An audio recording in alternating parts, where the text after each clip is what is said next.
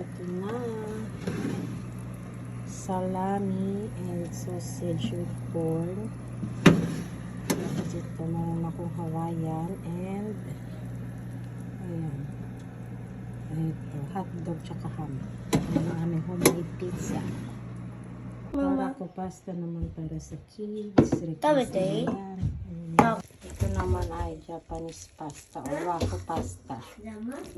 So, mensoy lang yung pinatimpla ko dito. Chicken and spinach yung sahog niya. Itong aking homemade pizza nga, paboritong i-request ng aking mga anak. Napakadali lang nitong gawin. In less than 1 hour, mayroon ka ng homemade pizza. Meron nga pala akong tutorial nito sa aking YouTube. I-search nyo na lang. Natuto ka nga nito ay hindi ka nabibili talaga at makakatipid ka pa.